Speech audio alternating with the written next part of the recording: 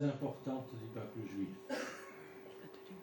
Pâques est la fête la plus importante de la chrétienté. Et préparer l'assiette du Seder, on va projeter ce qui est cette fameuse assiette du Seder qui est dans le repas pascal. Si on peut l'agrandir.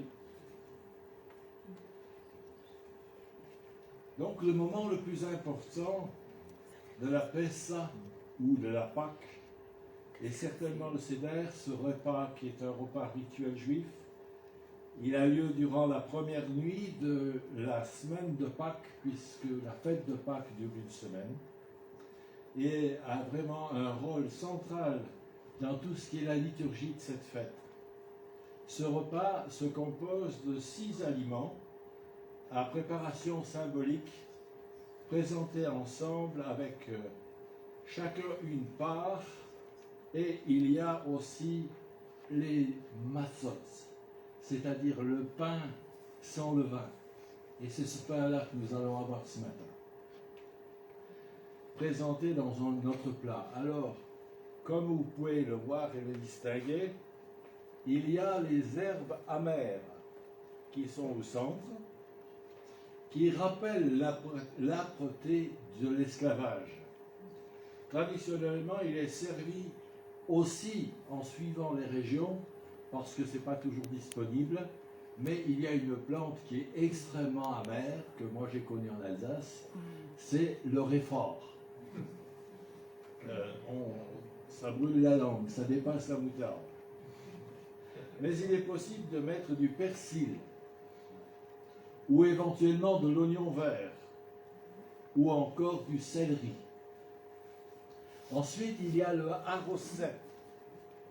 Le harosset, c'est quelque chose qui est particulier, qui est ici, dans ce côté-là.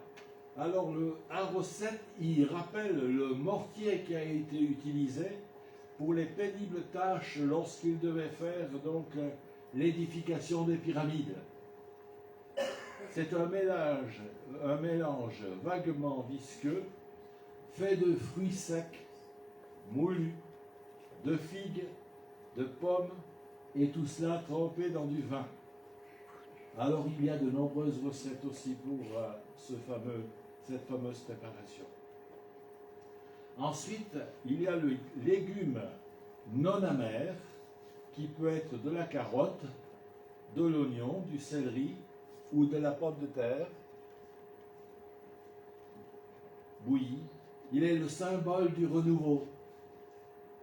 Ensuite, il y a ce qu'ils appellent le serrois. C'est alors suivant si on est, tout dépend des conditions, parce qu'il y a des régions où ça paraît difficile, c'est soit le cou d'un poulet ou un os d'agneau.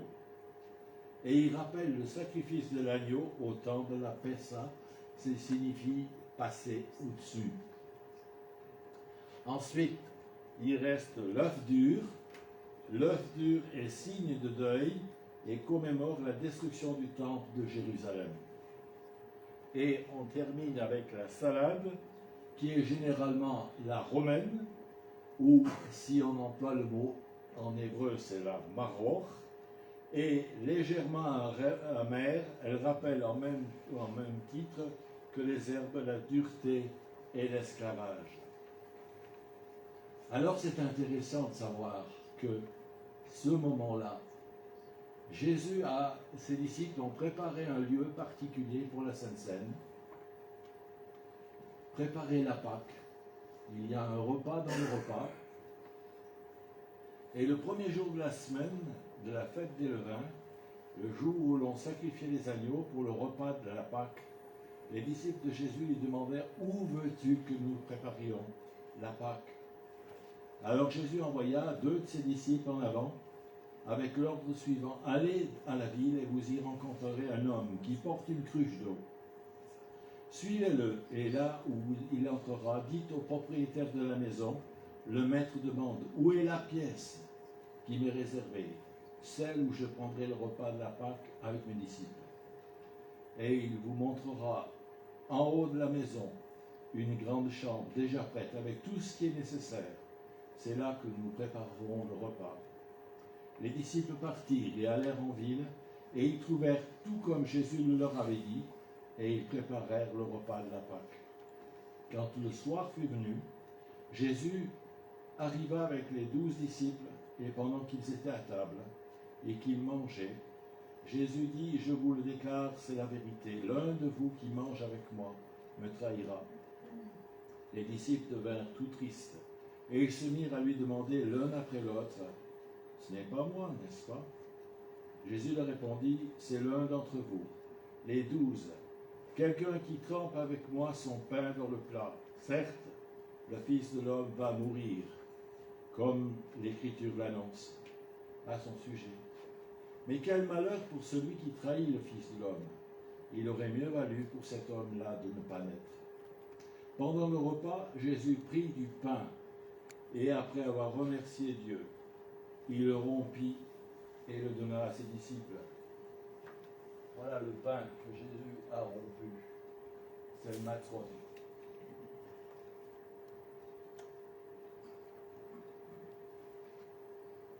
Il dit ceci, prenez ceci, c'est mon corps. Il prit ensuite une coupe de vin, et après avoir remercié Dieu, il la leur donna, et ils en burent tous. Jésus leur dit, ceci est mon sang, qui garantit l'alliance de Dieu, qui est versé pour une multitude de gens. Je vous le déclare, c'est la vérité, je ne boirai plus jamais du vin, jusqu'au jour où je boirai le vin nouveau dans le royaume de Dieu. Il nous est dit dans le texte qu'ils chantèrent ensuite des psaumes de la fête, puis ils s'en allèrent au mont des Oliviers. Alors c'est au cours de ce repas de Pessah que Jésus a institué la scène. La communion au pain symbolisant le don de son corps et au vin symbolisant son sang. Lors du Seder, ce repas qui est un repas festif, vous imaginez pas qu'il n'y a que ça. Tous les mets et tous les mots portent la charge symbolique très riche. Il s'agit de célébrer la sortie d'Égypte. Les Hébreux sous la conduite de Moïse, ce qui fit donc l'évocation du récit biblique. À chaque moment où on relève une de ces pièces, il y a un rite qui est extraordinaire, mais je ne peux pas vous le dire en hébreu parce que je ne connais pas l'hébreu, mais il y a chaque fois une prière qui intercale chacun des effets pour rappeler ce que cela signifie. Et il y a aussi toujours la présence de l'enfant et du papa, parce que la tradition orale est de répéter et répéter encore. Et cette question qui est toujours posée par le petit garçon, en quoi cette nuit est-elle différente des autres nuits? Qu'est-ce qui s'est passé? Et on raconte l'histoire de la Pâque. C'est ensuite cette histoire qui s'appelle le Haggadah et qui est des gestes qui sont accomplis en même temps que nous pouvons comprendre. La consommation des aliments et leur bénédiction, les chants qui intercalent. Si le pain est sans levain, c'est tout simplement parce que lorsque l'Égypte, ils ont été libérés, ça s'est passé rapidement. Ils n'ont pas pu attendre que le pain ait levé. Ils ont dû partir avec le pain, c'est-à-dire l'eau et la farine, et c'est la raison pour laquelle c'est le fameux pain azim que nous allons avoir ce matin. Si le pain est sans levain, c'est pour se souvenir de cette libération. Ensuite, s'il y a des herbes qui sont amères, c'est pour se souvenir de l'esclavage et de ces 4 verres de vin. Alors ça va peut-être vous faire sourire, mais ce repas est un repas extrêmement festif. Mais il y a 4 verres de vin. Et dans le commentaire juif, et même si on pouvait vivre une Pâque juive, vous seriez étonné de voir l'effet que peut faire 4 coupes de vin pour quelqu'un qui n'a pas l'habitude d'en prendre. Ce qui fait que cette fête-là, ils sont extrêmement joyeux. Oui, c'est ça. Pourtant, vous voyez le terme que certains sont un peu pompettes. Mais il y a quelque chose qui est important. Et c'est ce point-là qu'il faut se rappeler. Imaginez-vous qu'il a pris ce pain pour marquer comme quoi c'est son corps qui va être brisé. Le mot rompu est souvent apporté, mais c'est plutôt brisé, parce qu'on ne peut que briser le pain. Et donc, il y a aussi cette quatrième coupe qui est la coupe de bénédiction. Et cette coupe de bénédiction, frères et sœurs, nous devrions vraiment prendre ça au sérieux. Parce que c'est les mêmes formules que Jésus a voulu formuler lorsqu'il a dit « Ceci est mon sang ». C'est la même formule qui était interprétée lorsqu'il y a un mariage. Un mariage, c'est sérieux. Et Christ, lorsqu'il a pris cette coupe, il a voulu marquer le sérieux parce que c'est sa vie qu'il a exposée. Et donc, chaque fois que nous prenons la Sainte Seine, c'est du sérieux dans notre relation avec Dieu. Ce n'est pas quelque chose qui est à prendre, comme Paul le rappelle dans l'Épître, en disant que chacun s'examine soi-même. Donc, le fait de prendre cette coupe de bénédiction, c'est un lien indéfectible que Dieu a voulu établir avec son Église, avec le peuple de Dieu. Dans le judaïsme, il est essentiel d'actualiser toujours cela. Chaque année, le peuple juif vit cette Pâque d'une manière comme si ça avait eu lieu la veille. La manière dont ils prennent toute la préparation. Il y a une semaine de préparation pour une semaine de fête. Et nous devons nous rappeler aussi que lorsque nous venons dans la présence du Seigneur le dimanche matin, rappelons-nous que nous allons vivre ce moment de Sainte Seine et nous sommes privilégiés de pouvoir le faire dans l'espace de liberté dans lequel nous sommes. Frères et sœurs, nous voulons prendre maintenant ce repas. Alors je vais demander à tous ceux qui ont été choisis pour venir distribuer, de venir, et nous allons le faire ensemble. Et nous nous lèverons aussi pour faciliter le service.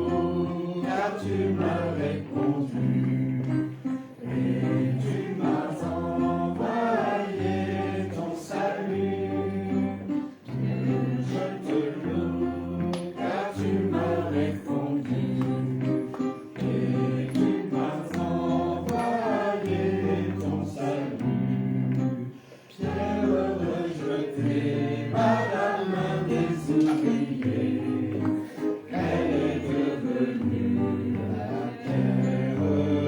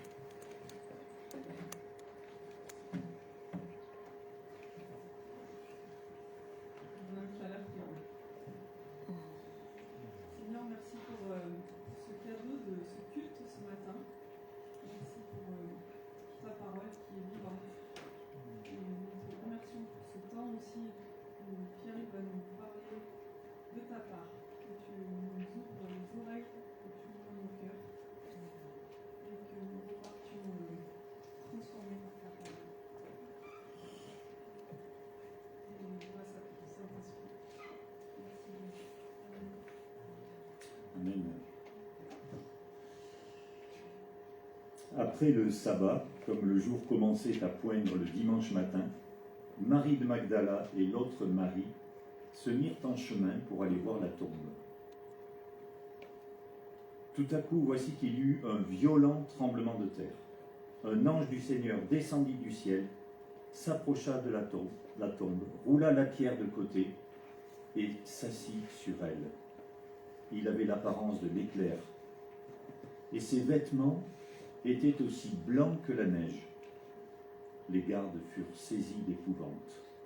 Ils se mirent à trembler et devinrent comme morts. Mais l'ange, s'adressant aux femmes, leur dit : « Vous autres, n'ayez pas peur. Je sais que vous cherchez Jésus, qui a été crucifié.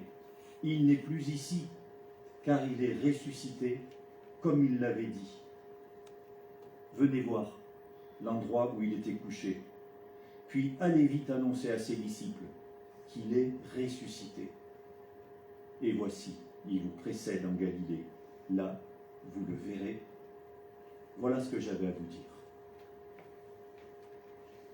Jusqu'ici la lecture, dans Matthieu 28. Ça change quoi que Jésus soit ressuscité? Ça change quoi? C'est la question qui a été posée apparemment lundi, lors de la deuxième rencontre Alpha, par une invitée. Et assurément, c'est une question importante. Si c'est vrai, qu'est-ce que ça change? Alors, je voudrais qu'on prenne 2 minutes, 3 minutes pour dire comme ça une pensée qu'est-ce que ça change pour moi. Donc si on peut, là, pendant 2-3 minutes, se mettre à 3, et puis chacun dit une réponse pour lui-même, entre vous, comme ça, à 3.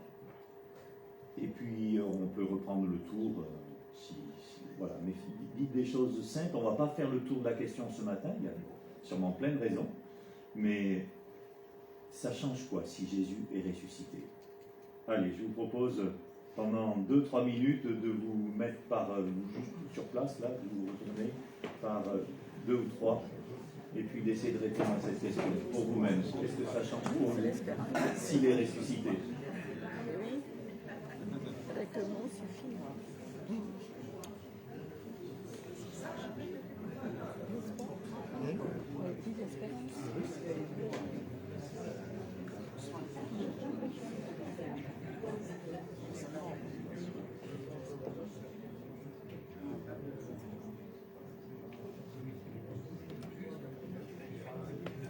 Ça y est, on a communiqué.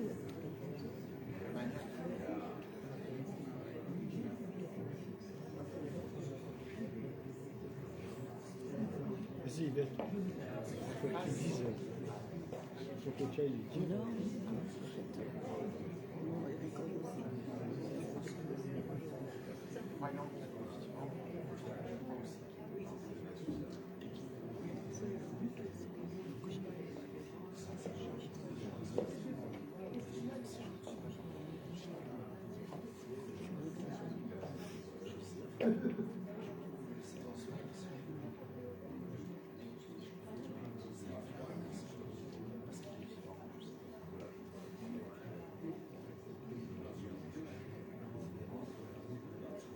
Ok, merci. Est-ce qu'on peut avoir quelques-unes des réponses si elles sont différentes? Ne redites pas si quelqu'un d'autre a dit la même chose. Qu'est-ce que ça change? Oui. Ça donne l'espoir. Ça donne l'espoir. Je vais répéter pour le micro, et derrière vos écrans, vous avez peut-être fait la même chose aussi à la maison. Ça donne l'espoir. Autre chose, allez-y. L'Esprit Saint n'aurait pas pu descendre. L'Esprit Saint n'aurait pas pu descendre si Jésus n'était pas ressuscité. Oui.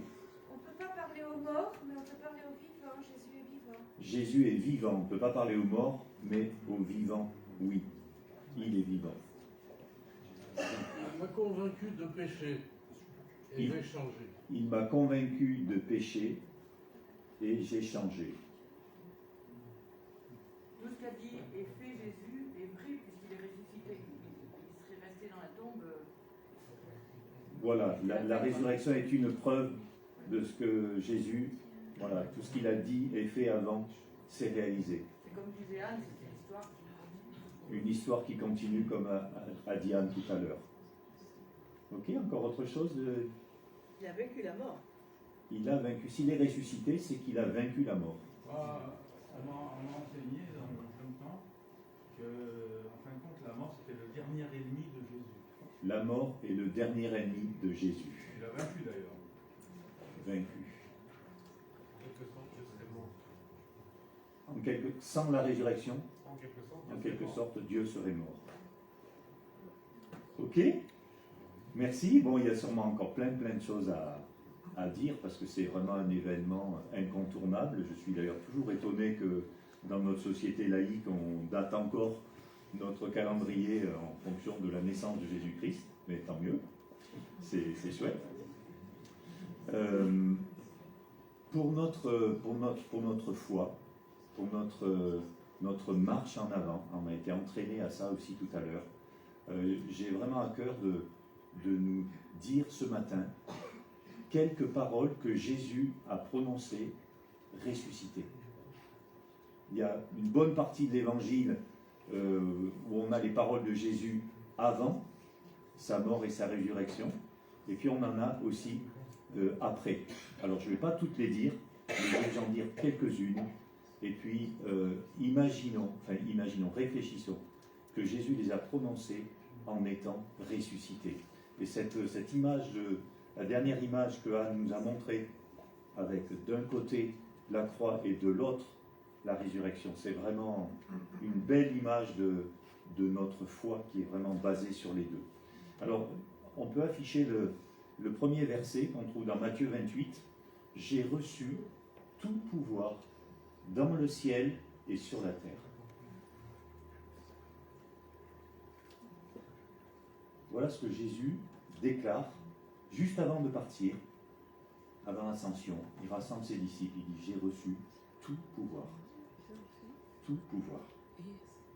Sa mort et sa résurrection, en fait, lui confèrent toute autorité pour l'éternité dans le ciel et sur la terre.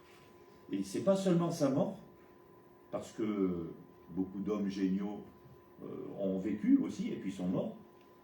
Les gourous, les prophètes aussi, peut-être Bouddha, Mohamed et d'autres. Et pas seulement non plus sa résurrection, mais les deux.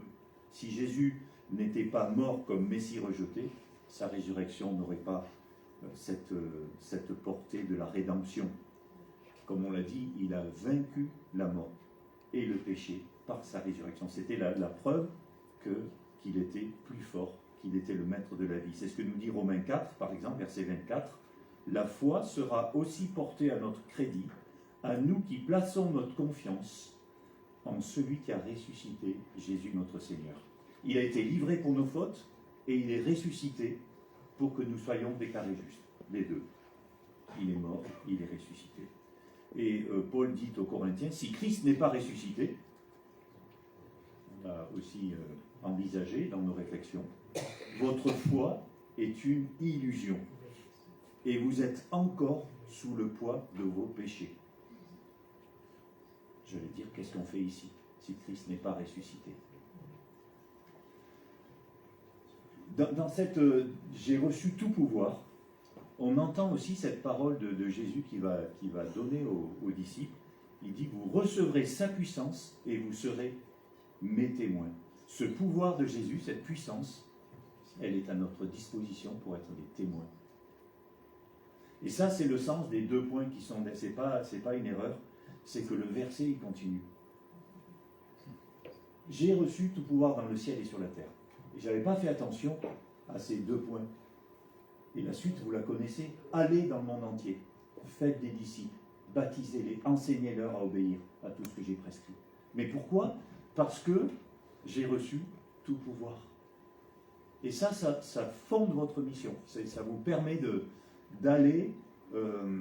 c'est Jésus qui prépare le terrain. C'est lui qui prépare, qui appelle les uns les autres pour des missions différentes. Voilà, moi je peux vous témoigner de ma conversion, je l'ai déjà fait, mais j'ai entendu le même évangile que d'habitude. J'avais 15 ans, j'étais à Sumène dans un camp. Je ne sais pas ce qui a changé dans cette annonce, mais c'est sûr qu'il y avait la puissance de Dieu, parce que les mêmes mots ont produit un autre effet. Et ce jour-là, eh ben, j'ai dit, ok Seigneur, je ne demande plus pardon pour les mêmes péchés, je te dis merci parce que ça y est, je sais que tu m'as pardonné. Qu'est-ce qui a changé? C'est la puissance de Dieu. Et Paul va dire aux Corinthiens, je ne suis pas venu avec des beaux discours. Je vous prêche la folie. J'ai voulu savoir que le fait Jésus-Christ crucifié parmi vous. Donc ça, c'est la puissance de Dieu qui va faire le reste. Donc voilà, soyons libérés pour ça. On ne va pas changer le monde par notre puissance, par notre intelligence, par nos capacités, mais c'est lui qui va le faire, parce qu'il est ressuscité. Deuxième texte. Voici, je suis moi-même avec vous tous les jours jusqu'à la fin du monde. Moi-même. Et quand Jésus dit ça, il leur a dit précédemment qu'il allait s'en aller et qu'il allait envoyer son esprit. Donc c'est vraiment, on comprend que voilà, il n'y aurait pas son esprit en nous, avec nous aujourd'hui, si Jésus n'était pas ressuscité. Il fallait qu'il monte au ciel, il fallait qu'il nous envoie son Esprit Saint. Mais bon, c'est Dieu, c'est tout Dieu, cet esprit, si je peux dire. Et il est en nous. C'est rien de moins que l'esprit de Dieu. À un autre endroit dans l'évangile de Jean, il souffle sur ses disciples et il dit « Recevez l'Esprit Saint ». Voilà, c'était aussi la prophétie de Joël. Mais Paul déclare que Dieu a fait de nous son temple. Donc ça, c'est un changement incroyable de la résurrection. Parce que Jésus est ressuscité, il peut habiter maintenant en chacun de nous. Troisième texte, parole de Jésus, ressuscité. Il avait dit ça déjà auparavant, mais là, on se met dans la situation, Jésus est ressuscité. J'ai lu la première partie, n'ayez aucune crainte, on trouve ça dans Matthieu 28. Tu peux passer le troisième texte? Voilà. N'ayez aucune crainte. C'est la parole qu'il adresse, que l'ange adresse aux femmes. Mais Jésus dit aussi cette parole. N'ayez aucune crainte. Et puis il dit aux disciples réunis en Jean 20, que la paix soit avec vous. Paul dira plus tard, ne vous inquiétez de rien. En fait, l'antidote de la crainte, c'est la confiance. Et notre confiance en Dieu, notre optimisme permanent, c'est ça qui peut convaincre les personnes. C'est ça qui témoigne que Christ est ressuscité. Si Christ est ressuscité, alors je peux avoir confiance en lui. Parce que, comme l'a dit Eliade, tout ce qu'il a dit avant, tout ce qu'il a fait avant, c'est réalité. Et cette confiance, pour moi, elle est plus éloquente que nos mots. Quand on peut témoigner de la confiance qu'on a dans le Seigneur, à travers ce qui nous arrive chaque jour, à travers le temps, qu'il soit beau, qu'il soit mauvais, à travers, peu importe, témoigner de notre confiance en Dieu, ça c'est un témoignage de sa réalité, de sa vie. On passe à la parole suivante.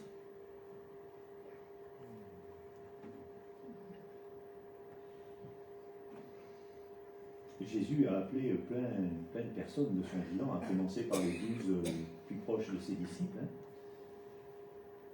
Mais cette parole, on l'a lu ce matin devant le parvis du temple, là, à l'eau pascal, cette parole de Jésus à Marie de Magdala, qui cherche, qui vient là, qui est démunie parce que le tombeau est vide, et elle dit, je ne sais pas ce qu'on a fait de mon Seigneur. Elle le dit à Jésus, on croit que c'est le jardinier. Et il lui dit, Marie. Et là, elle comprend. Et là, elle le reconnaît. Je ne sais pas si vous mesurez l'intensité de ce Jésus ressuscité qui t'appelle. Et ça change tout parce qu'il est ressuscité. Il ne t'appelle pas parce qu'il a des idées brillantes. Il t'appelle parce qu'il est Dieu, parce qu'il est la vie, il est la source, il est le prince de la vie. Et c'est comme pour Paul, Saul de Tarse. Saul de Tarse, peut-être comme certains d'entre nous, persuadés que ce qu'on fait est bien. C'est bon, on a compris notre mission. Voilà ce que c'est que d'être bon devant Dieu, il faut foncer. Et Jésus l'arrête. Et il appelle Saul, Saul, pourquoi me persécutes-tu? Je suis Jésus. Donc si ce matin, le Seigneur vous interpelle aussi, voilà, c'est le temps de lui répondre. Marie de Magdala, il la connaissait bien. Et ce jour-là, je pense que les choses ont changé aussi pour elle. Et peut-être ce matin, aussi Jésus t'appelle par ton nom, te rejoint là où tu es, dans tes certitudes ou dans tes doutes. Voilà. Est-ce qu'on va s'arrêter? Est-ce qu'on va se retourner pour le reconnaître? Dire, ah, il est vivant, c'est Jésus. Il n'est plus ce bébé de Noël. Il n'est plus cet adolescent dans le temple. Il n'est plus cet adulte qui a marché sur les chemins de Galilée. Il est le Fils de Dieu. Il est puissant. Il ne pouvait pas rester mort. Il avait le pouvoir de donner sa vie et de la reprendre. On continue. De quoi discutez-vous en chemin? Ça, c'est ce qu'il va dire aux deux disciples qui sont sur le chemin d'Emmaüs et qui savaient tout. Et peut-être qu'on est aussi, nous, de ceux-là. On sait beaucoup de choses. Par exemple, ils savent qu'il y a des femmes qui nous ont un peu étonnés quand même. Elles sont allées au tombeau et elles ont dit qu'il n'y avait plus personne et qu'il était ressuscité. Ok. C'est quand même difficile à avaler, quoi. Surtout qu'il y avait des gardes, il y avait... Bon, voilà. Et on peut en parler pendant 1000 ans, 2000 ans maintenant, hein, de ça, de ce qui s'est passé là. De quoi discutez-vous en chemin? Et on peut, nous aussi, passer notre vie à en parler, à en discuter. Tu crois que c'est vrai, tu crois... Voilà. Et ces hommes, Jésus les a rejoints sur leur chemin. Il a fait un bout de chemin avec eux. Au bout de ce chemin, ils ont dit à Jésus, reste un peu avec nous, viens partager notre repas. Et bien, peut-être aussi, c'est notre cas ce matin. Peut-être Jésus nous rejoint et va faire un bout de chemin avec nous. Et puis, on peut le laisser partir ou lui dire, viens dans ma maison. Et les choses vont pouvoir changer à leur rythme, mais Jésus va se faire reconnaître. Pour eux, ça a été dans le partage du pain. Tout à coup, ils se sont dit, ah, c'est lui. On continue. À Simon-Pierre, par 3 fois, Jésus ressuscité dit, m'aimes-tu?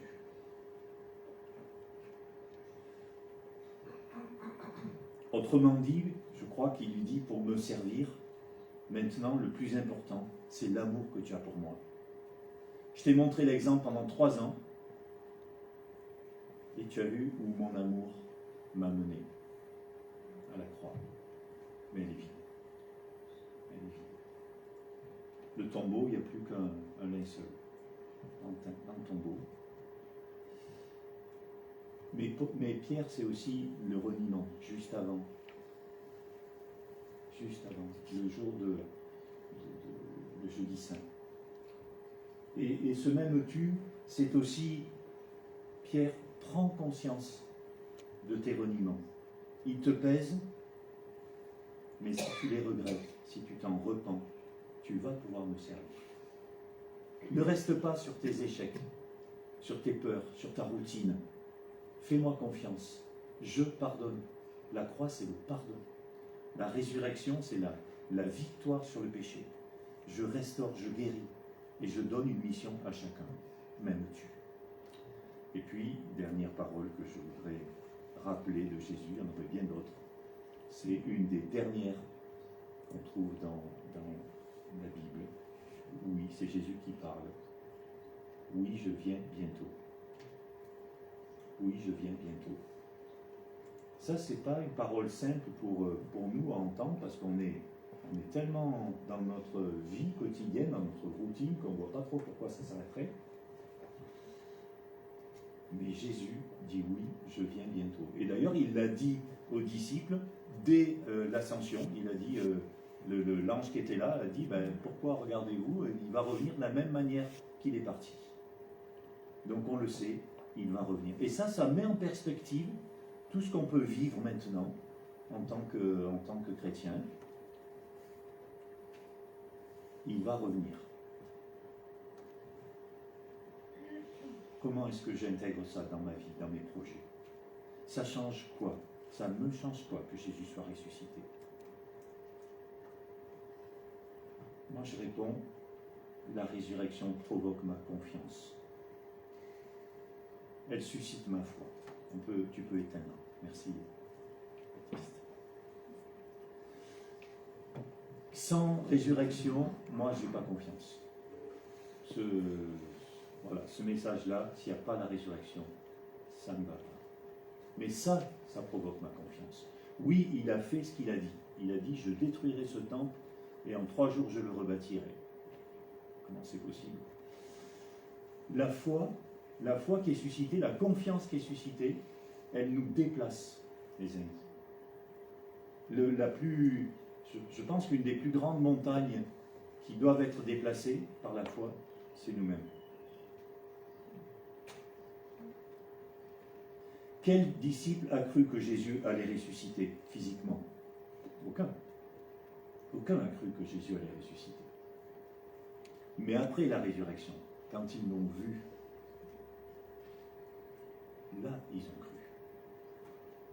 D'abord un, puis plusieurs, puis plein. Et puis ça continue jusqu'à aujourd'hui. Et nous, on est là aussi pour témoigner. Même nos murs le crient. Christ est vivant.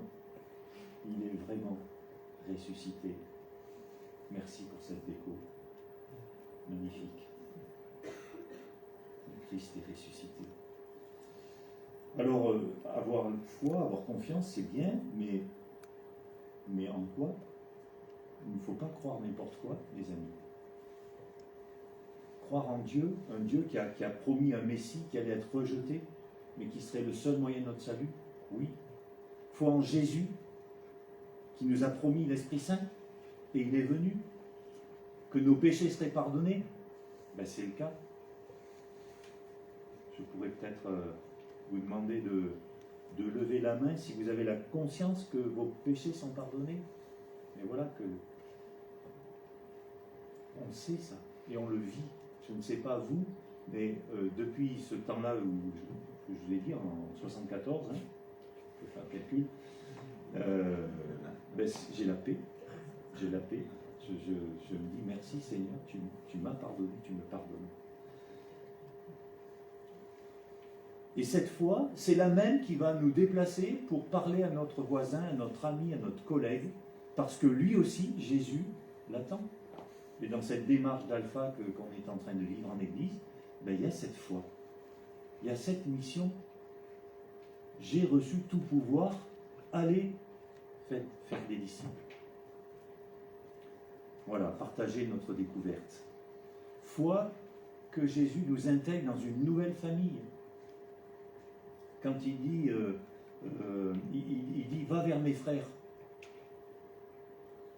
Je vais vers mon Père et votre Père, vers mon Dieu et votre Dieu. Va vers mes frères et dis-leur. On est dans cette famille maintenant. On a été, la résurrection fait de nous, et la croix, bien sûr, fait de nous des frères et des sœurs. Avec un modèle, avec un chef qui est Jésus, notre Seigneur. Alors quand on est en hiver et qu'on voit, si on n'avait connu que des hivers, comment on pourrait croire au printemps?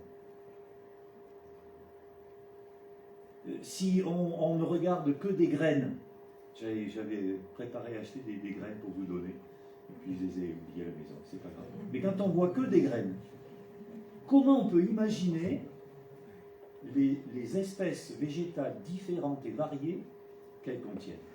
Chaque graine son espèce. Et j'avais choisi des graines de plantes odorantes. Voilà. Autant que je passe en oui, puisque je les ai oubliées. Si vous étiez dans mon jardin, vous viendrez les voir. Pareil pour les animaux, quand on voit un œuf, ou un embryon, ou une larve, ou un tétard, ou une chenille, mais comment on pourrait imaginer la diversité animale? Mais notre foi, c'est ça. Notre foi, Jésus parle d'un grain de moutarde.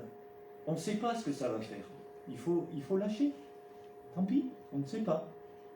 Mais il faut la mettre en terre, il faut l'arroser, la cultiver. Voilà, c'est un appel à notre propre résurrection. C'est un appel à notre vie de ressusciter. Parce que Paul dit, et tu peux le projeter, je crois que c'est juste après, par notre union avec Jésus-Christ, Dieu nous a ressuscités les uns avec les autres et il nous a fait siéger les uns et les autres dans le monde céleste. Christ est ressuscité, oui, et on s'en souvient à Pâques. Mais il nous a ressuscités aussi. Il nous a ressuscités. C'est déjà fait. Alors, bon, évidemment, c'est dur à... Mais c'est la foi, c'est ça notre confiance. C'est qu'on a une vie nouvelle. C'est que même la mort physique, quand elle nous atteindra, elle ne sera pas la fin de notre vie, parce que cette vie, elle est éternelle, elle est donnée par Jésus qui est la vie. La vie.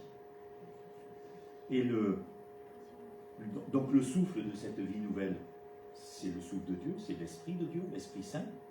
Mais la méthode de cet Esprit, c'est quoi? La méthode de cette vie de ressuscité, c'est quoi? Pour moi, c'est la confiance, c'est la foi. C'est l'obéissance. C'est la recherche de la volonté de Dieu. Si vous remarquez dans Galates 5, il est parlé des fruits de l'Esprit. Il n'y a rien de ça. Il y a les conséquences. Il y a les conséquences de la vie de l'Esprit, en nous, le fruit de l'Esprit. Mais sa méthode, c'est faire confiance. C'est vouloir sa volonté. Alors, en conclusion, c'est peut-être à vous de la tirer, que ça change quoi, que Jésus soit ressuscité.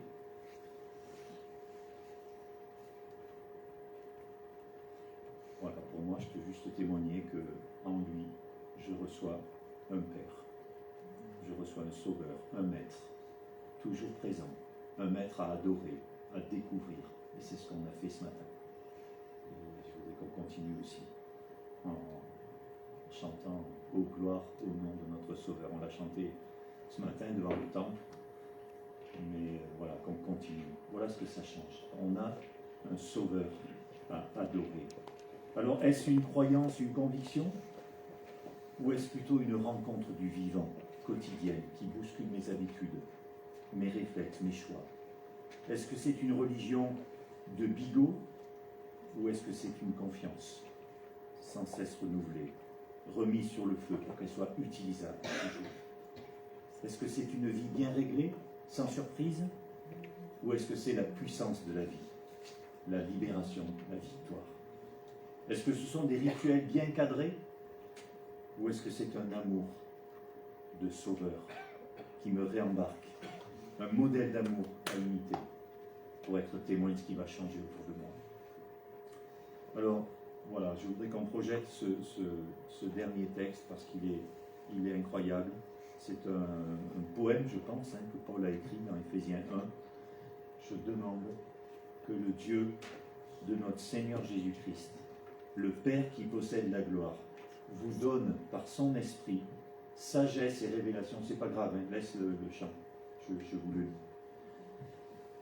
Pour que vous le connaissiez, qu'il illumine ainsi votre intelligence, afin que vous compreniez en quoi consiste l'espérance à laquelle vous avez été appelés, quelle est la glorieuse richesse de l'héritage que Dieu vous fera partager avec les membres du peuple saint, et quelle est l'extraordinaire grandeur de sa puissance qu'il met en œuvre en notre faveur. L'extraordinaire grandeur de sa puissance. À nous qui plaçons notre confiance en lui. Est-ce qu'on place notre confiance en lui? Voilà, moi, c'est ce que je m'encourage moi-même à faire, parce que c'est un jour après l'autre, avec la grâce de notre Dieu. Cette puissance, en effet, il a déployée dans toute sa force, en la faisant agir lorsqu'il a ressuscité Jésus, et qu'il l'a fait siéger à sa droite dans le monde céleste. Donc c'est cette même puissance, mes frères et sœurs. c'est pas une autre moindre, c'est toute cette grâce à notre disposition. Voilà, Seigneur, nous sommes devant toi parce que tu es ressuscité. On ne pourrait même pas te parler si tu étais encore mort. Ça servirait à quoi? Mais tu es vivant. La parole de Dieu nous dit que tu es vivant auprès de Dieu. Et c'est pour ça qu'on a cette liberté de venir vers toi maintenant et ensemble, de te rendre culte, de nous souvenir aussi du revers de cette médaille. Oui, tu es ressuscité, mais tu es mort. Et c'est par ce sacrifice que nous avons la paix, le pardon de nos péchés. Alors Seigneur, vraiment sois loué, sois béni ce matin parce que tu es un Dieu vivant. Nous n'adorons pas une statue de pierre, de bois ou autre, mais un Jésus vivant, absent des croix, absent des tombeaux, parce qu'il est vivant. Et merci pour cet Esprit Saint que tu nous donnes aussi, tu mets à notre disposition. Merci pour ce bout de route que tu fais avec nous. Viens rencontrer encore chacun de nous ce matin, nous accompagner jusqu'à ce qu'on lâche, jusqu'à ce qu'on te fasse confiance, jusqu'à ce que cette foi que tu as semée en nous puisse grandir et nous surprendre et te révéler aussi au monde. Gloire à ton nom, Jésus.